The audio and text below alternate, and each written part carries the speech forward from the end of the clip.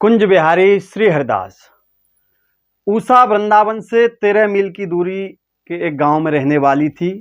श्री बिहारी जी को भाई मान करके उनकी पूजा उपासना करती रहती थी। बचपन में अपनी माँ के साथ वो वृंदावन आया करती थी। माँ बहुत भजनानंदी थी।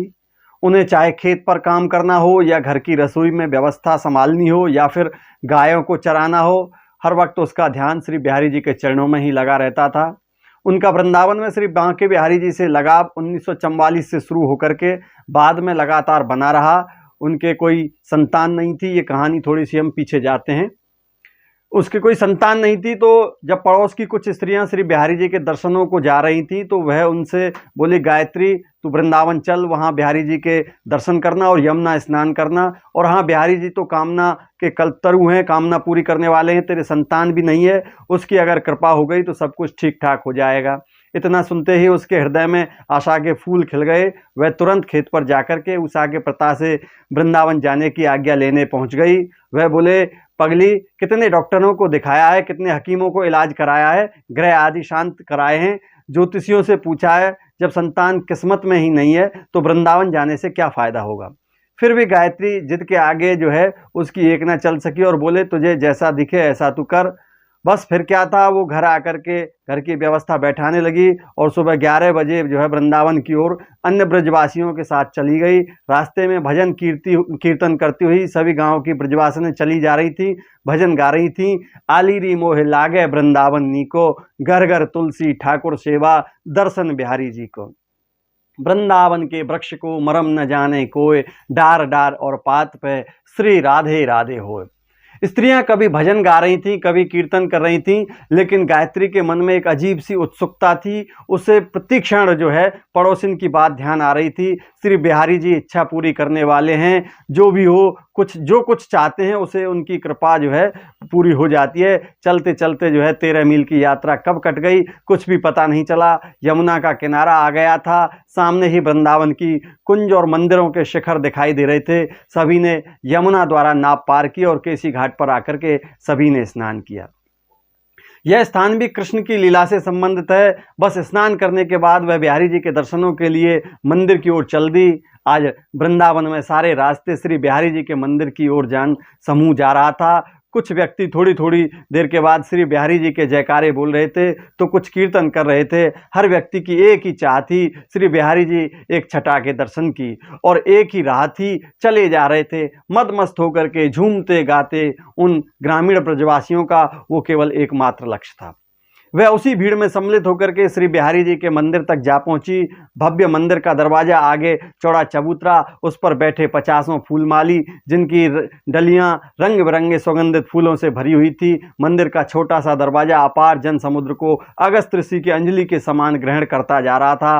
गायत्री हाथ में माला लेकर के वह भी अन्य दर्शनार्थियों की तरह दहलीज पर प्रणाम करती हुई मंदिर के अंदर प्रवेश कर गई। अंदर पहुंचते ही उसके मन को एक विशेष शांति महसूस हुई। तभी एक गोस्वामी जी ने उसके पास आकर बोले, ऊपर आ जाओ, अपने हाथ माला अंदर दे देना। उसके लिए अब एकदम अपरिचित व्यक्ति थे, लेकिन भीड़ के प्रभाव में वह उनके निर्देशों को मानने को असमर्थ थी।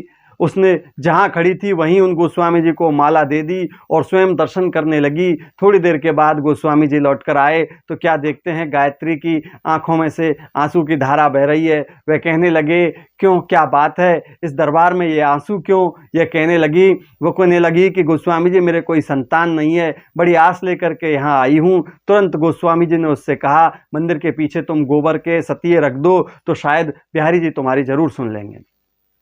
बस वह परिक्रमा की ओर चल दी। साथ ही अन्य स्त्रियां भी थीं। उसने मंदिर के पिछवाड़े में गाय के गोबर से सतिये रखे और अपने मन की बात कह डाली बिहारी जी से। वह अपने गांव लौट गई। समय बीतता गया। एक दिन उसे सपना हुआ कि उसके घर में एक बहुत सुंदर कन्या घूम रही है। उसने सुबह उठकर वो सपना अपने पति को सुनाया। उसे बड़ा आश्चर्य हुआ, क्योंकि उसने भी वो स्वप्न रात्रि में देखा था। ठीक 1 वर्ष के बाद उसके घर में सुंदर कन्या ने जन्म लिया तो उन्हें लगा कि उन पर बिहारी जी की कृपा अब शुरू हो गई है। वो उचित समय निकाल करके कन्या के साथ श्री बिहारी जी के दर्शनों को श्री वृंदावन की ओर चल दिए। वृंदावन पहुंचकर गायत्री श्री बिहारी जी के मंदिर में उन गोस्वामी को ढूंढना चाह रही थी। तो एक वर्ष पहले मिले थे, लेकिन क्षणिक मुलाकात में उन गोस्वामी जी को पहचान न सकी। तभी जो है पीछे से गोस्वामी जी ने वही निर्देश दिया, आगे चली जाओ। और जैसे ही वह मुड़ी, गोस्वामी जी ने उसको पहचान लिया।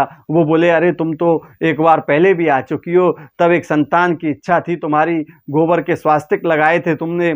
बस वह उनके चरणों में गिर पड़ी और उनकी गोद में उस कन्या को डाल करके बोली, महाराज आपके आशीर्वाद से और बिहारी जी की कृपा से ये कन्या मुझे प्राप्त हुई है। गोस्वामी जी ने उस कन्या को देखा, फिर बिहारी जी की ओर देखा और उसे लेकर के आगे बढ़ गए।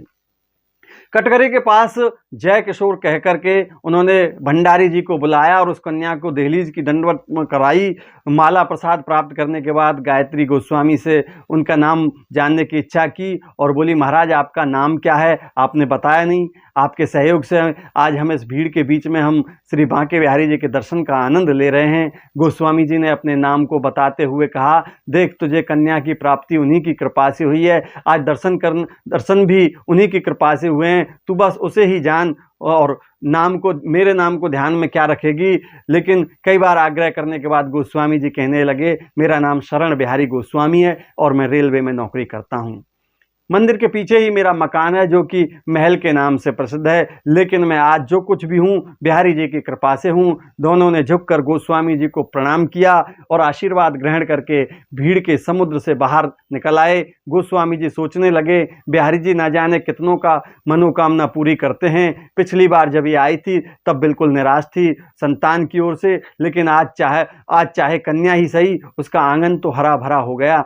बड़े दयालु हैं बिहारी जी महाराज कहकर के बिहारी जी की ओर देखने लगे और कुछ देर बाद आरती हो गई, वो अपने घर चले गए। धीरे धीरे समय बीतता गया। वह हर अमावस्या को बिहारी जी के दर्शन के लिए आती। कन्या बड़ी हो चली थी, उसका नाम उसने उषा रख दिया था।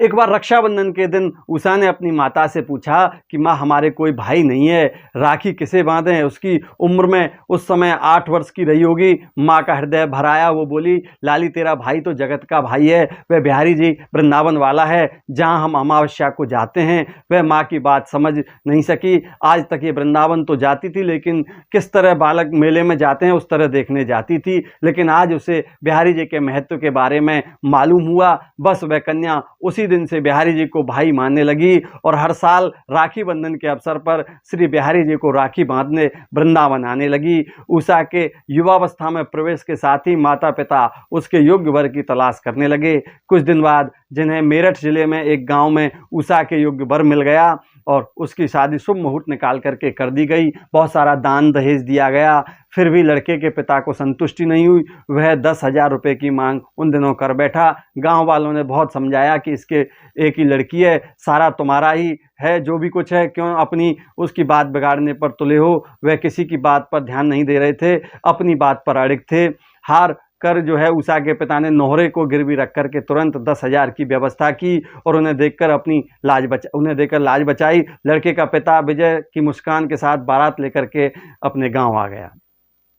उषा को उनके इस व्यवहार से बहुत ही भय लग रहा था। सोच रही थी, पता नहीं वहाँ मेरे साथ कैसा व्यवहार हो, लेकिन जो भी हो अब तो मुझे इन्हीं के साथ रहना है, जैसा बिहारी जी की इच्छा। समय धीरे धीरे बीतता गया। सावन का महीना लग चुका था, रक्षाबंधन का पावन पर्व आने वाला था। उषा ने अपने पति से कहा, राखी की पूर्णिमा के दिन मैं और आप जो है वृंदावन चलेंगे, वहाँ मेरे भाई बिहारी जी महाराज हैं, उन्हें राखी बांध करके आनी है। उसके मुंह से भाई की बात सुन करके वो बोला, मैंने तो सुना है तू अकेली है, तूने वृंदावन में कौन सा भाई बना रखा है जिसे तू राखी बांधती है। उषा ने सारी घटना अपने पति को सुना डाली। वह बोला, ठीक है देखेंगे।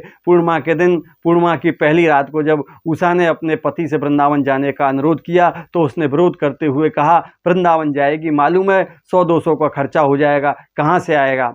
बस इतना सुनते ही मानो उस पर वज्र टूट पड़ा हो। वह सारी रात उसे नींद नहीं आई और सोती हुई अवस्था में सारी रात वह यही सोचती रही कि बिहारी जी भाई अब क्या राखी नहीं बंधवाओगे। सुबह हुआ तो देखा रक्षाबंधन का उल्लास लिए उसकी ननदें उसके यहाँ आ चुकी थीं। सभी लोगों ने आज स्नान के बाद जो है नए कपड़े पहने थे, वो भी स्नान कर चुकी थी। हमेशा खिला खिला रहने वाला चेहरा आज बड़े पर्व के दिन जो है उदासी था। उसने भोजन बनाया, उसकी ननदों ने अपने भाई को राखी बांधी, भोजन किए और आनंद से अपनी घर गृहस्थ की बातें करने लगे। सूर्य नारायण आसमान में चढ़ चुके थे। उषा ने अभी तक भोजन नहीं किया था, क्योंकि राखी वाले दिन बिहारी जी को राखी बांधने के बाद ही वह भोजन किया करती थी। तभी एक बालक जिसकी उम्र लगभग 17 साल की होगी उषा के घर पर आता है। बोला, बहन बहुत भूख लगी है। बहन शब्द सुनकर के मानो उषा में प्राण आ गए हों। उसका ध्यान उस लड़के की ओर गया, सांवला सलोना, चंचल चितवन, बाकी अदा, वह ठगी सी रह गई। वह बोली, तूने मुझे बहन कहा है, मैं पहले राखी बांधूंगी, क्योंकि मैंने अभी तक भोजन नहीं किया है। मैं भाई को राखी बांधने के बाद ही भोजन करती हूँ। वह उसे पलंग पर बिठा करके अंदर से राखी ले आई और राखी उसकी कलाई को बांध दी। उसका मन बिहारी जी का ही स्मरण करता रहा।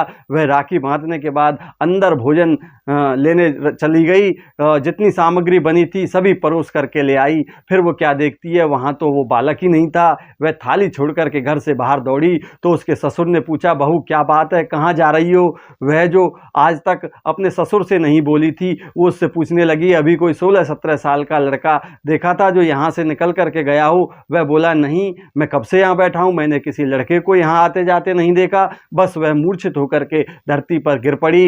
होश आने पर वह अपने पति से बोली, देखा, बिहारी जी स्वयं राखी बंधवाने यहाँ आए हैं और मैं पहचान न सकी। उसकी कृपा से बिना उसके दर्शन और उसके स्वरूप को भला कौन जान सकता है। उसके पति को भी अपनी भूल पर बहुत पछतावा हुआ।